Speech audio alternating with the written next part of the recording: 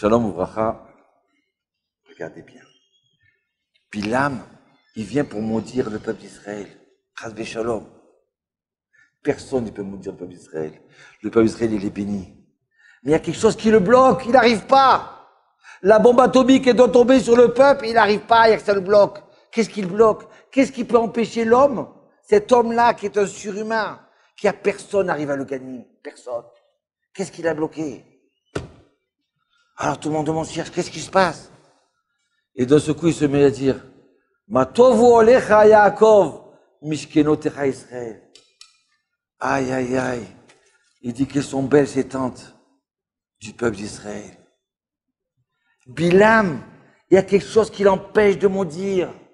Il le bloque, il le neutralise. Il est paralysé. Pourquoi? Il a vu les familles du peuple d'Israël. Qu'est-ce que sont belles ces familles? Moi, Bilam, qui vivais seul, impur, c'est plus facile de vivre seul, avec un homme, avec une bête, avec n'importe quoi. Tu n'as pas de problème, tu ne te disputes jamais avec ta femme, tu es seul. Tu es tranquille. Tu décides ce que tu veux, tu rentres à l'heure que tu veux le soir. Tu es seul. Un jour, tu fais la fête tout seul, un autre jour, tu fais quelque chose, à droite, à gauche, tu fais le tour du monde. Mais quoi? Il a vu une famille. Il a vu des familles. Il a dit, ouais, qu'est-ce que c'est beau les familles. Aïe, aïe, aïe. C'est ça qui a bloqué. La cellule familiale du peuple d'Israël. C'est ça qui nous rend invincibles. La mishpara, on dit en hébreu. La famille juive. Et comment on arrive à avoir une famille juive? Vous savez comment on arrive? Alors regardez. Une famille juive, c'est quand on apprend à se taire alors qu'on veut parler. C'est quand à un moment on voudrait s'énerver et on se dit c'est quoi? On va pas s'énerver aujourd'hui. C'est un moment où on veut sortir, on dit non, je vais pas laisser ma femme toute seule. C'est un moment où on se sacrifie pour l'autre. On vit pour l'autre. On grandit pour l'autre. Voilà pourquoi il y a Bilam. Il a vu le sacrifice. Il ne connaissait pas ce que c'est le sacrifice. Mais quand tu sais sacrifier, tu vas faire naître des gens extraordinaires.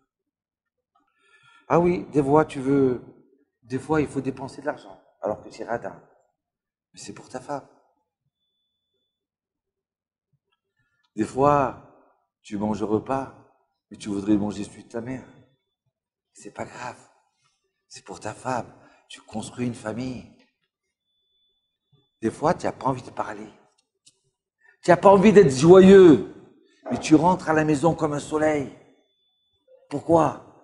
Parce que tu construis une famille. Des fois, tu as tout pour être heureux et tu rentres, ta femme, elle aime faire, elle est triste. Et tu as envie de tout jeter en l'air.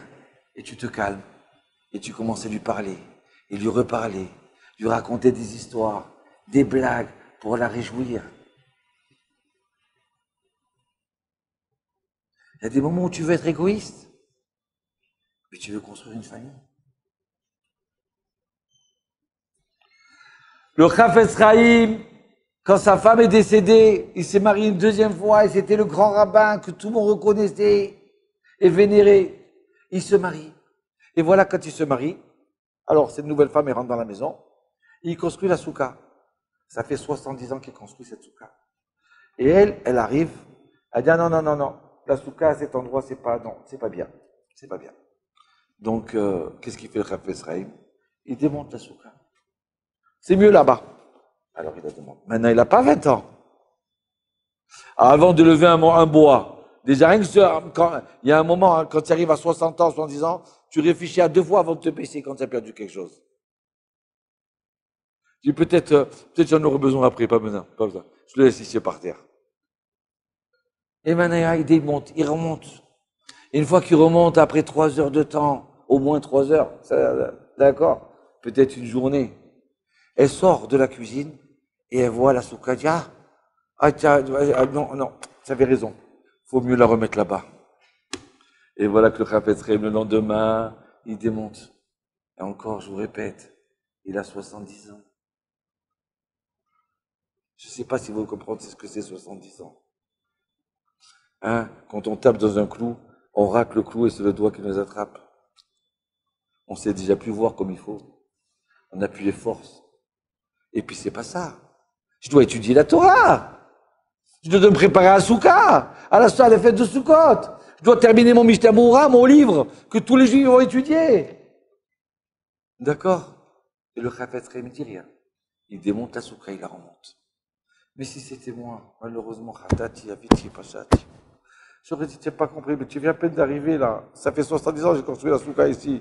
D'où tu connais, toi, que c'est mieux ici que là-bas. D'accord? Tout tu connais. Et on se serait disputé. Et quand on aurait mangé dans la Souka, il n'y aurait pas eu de goût. Parce que je me suis énervé. Et voilà que j'ai dit, bon, allez, ça va, je me travaille. Je vais la construire là-bas et c'est tout. Une fois que j'ai construit là-bas, j'ai dit, oh, Hachem, ça y est, maintenant on va s'asseoir. Et puis, allô, excuse-moi. Non, il faut la démonter, remets là-bas, tu avais raison. Qu'est-ce que j'aurais dit? Attends, j'ai pas compris. Qu'est-ce que tu as dans la tête là? J'ai pas compris. Est-ce que tu fais tout ça pour m'embêter? Tu crois que j'ai rien à faire aujourd'hui, moi? Hein, j'ai rien à faire? Et puis, tu vois bien que j'avais raison. Le Chafetz Chaim lui dit même pas, tu vois bien, j'avais raison. Il dit pas ça, il commence pas ça. Pourquoi? Parce qu'il veut construire une famille. Une famille, il faut savoir, dans la joie, apprendre à se taire. Parce que c'est comme ça qu'Hachem, il veut. Il faut pas voir la vie horizontalement.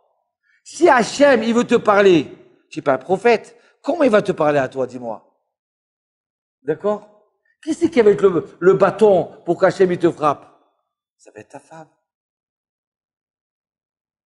Si tu comprends que ta femme, c'est la parole d'Hachem, si tu comprends que ton mari, c'est la parole d'Hachem, alors à ce moment-là, tu dis, c'est pas lui. C'est Hachem qui veut m'essayer pour pas que je passe la fête de Sukkot dans la joie. On va la démonter une fois. C'est ça qu'Hachem il veut. Moi, je vais la démonter. Pas mon problème. Quelle différence entre mettre cette filine, en train de démonter la Sukkot à droite, à gauche? C'est pareil, si c'est la volonté d'Hachem. Vous comprenez? Aïe. La famille. C'est pour ça qu'aujourd'hui, les goïms, ils n'arrivent pas, ils veulent pas de famille. On s'entend bien mieux un homme avec un homme, une femme avec une femme. Pourquoi? On a la même tête. Il n'y a pas de contradiction. Je dis oui, elle dit oui. Je dis non, elle dit non. Bah, c'est bien. Il y en a un qui dit, moi, je préfère marier avec une femme aveugle, muette, et moi, je suis tranquille. Que Dieu nous en préserve.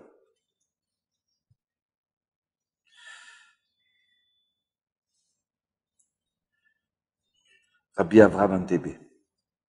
Rabbi Avraham Antébé, c'est pas la ville d'Antébé avec le... D'accord? Il s'appelait comme ça, Rabbi Avraham Antébé. Il a vécu en 1758. Jusqu'en 1850 à peu près. Voilà que dans les années 1800, il y a le roi de Syrie qui le convoque. On a dit du mal sur les Juifs. On lui a dit que les Juifs, c'était des gens qui étaient radins, des gens qui étaient sournois, des gens qui faisaient semblant d'aimer des non-juifs, mais en vérité, ils les aiment pas. Ils se moquent d'eux. Alors, il arrive comme ça, il lui dit, bon, rassieds-vous, on va boire un thé. Il demande à sa femme, amenez un thé. 2 thés, pour moi et pour lui, pour le rabbin. Et voilà que sa femme, elle se trompe. Qu'est-ce qu'elle a fait? Elle a mis du sel au lieu de mettre du sucre. Et alors, à ce moment-là, quand il a fait la bracha, bien sûr, et puis il boit. Ah, c'est trop salé, là, c'est impossible à boire. Alors, doucement, il avale. Et puis alors, il discute, le roi, il discute avec lui, et puis voilà que le roi, il commence à boire. Et là, à peine il a bu, et il a tout recraché. Excuse-moi, monsieur rabbin, excuse-moi. Et à ce moment-là, il va commencer l'appel. Ma femme! Le rabbin dit, viens. Je t'en supplie, ne dis rien. Elle n'a pas fait exprès, ta femme. Tu crois que elle nous a servi le thé? Tu crois qu'elle a fait exprès de mettre le sel dedans? Alors pourquoi tu vas t'énerver contre elle? Et en plus, tu veux lui faire honte en public devant le rabbin de la ville? Je t'en supplie. Ne lui fais pas ça. C'est pas de sa faute. Quand le roi, il a vu ça, il a dit quoi? Les Juifs, ils ont comme ça des qualités humaines. Ne pas vouloir faire honte à sa femme. Qu'est-ce qu'il y a? Elle a fait une bêtise, eh ben. Extraordinaire. Aïe, aïe, aïe. Je comprends c'est quoi la famille juive maintenant. La vraie famille juive. Où la maman, il s'assoit pour Shabbat, vendredi soir. Shalom Aleichem, il chante Eshet Raïl. Et sa femme, elle a des larmes de joie qui coulent.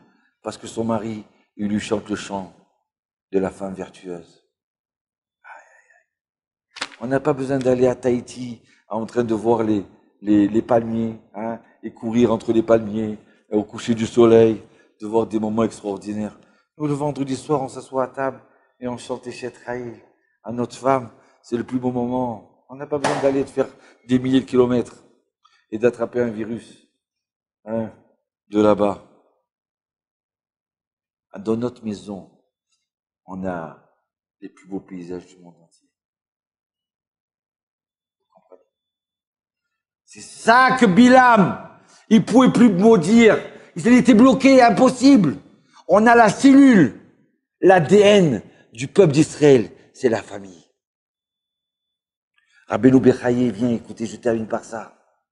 Il vient et dit que les qualités des enfants, ils viennent des responsables. C'est qui les responsables? Le père et la mère. C'est eux qui transmettent des qualités aux enfants. On apprend dans la Gemara Shabbat, Daf 97. Il y a marqué là-bas, les Bnei Israël, c'est qui? Ma'aminim ou Bnei Ma'aminim. Les Bnei Israël, les Juifs, c'est des gens qui sont croyants, fils de croyants. Qu'est-ce que j'ai besoin de me dire croyants, fils de croyants? Dis croyants, ça y est. Les Juifs, c'est des gens qui croient. Non, fils de croyants. Ça veut dire que s'ils sont eux croyants, c'est grâce à leur père qu'ils sont croyants. Dans la majorité des cas. Ça veut dire que le père, il transmet la émouna à ses enfants.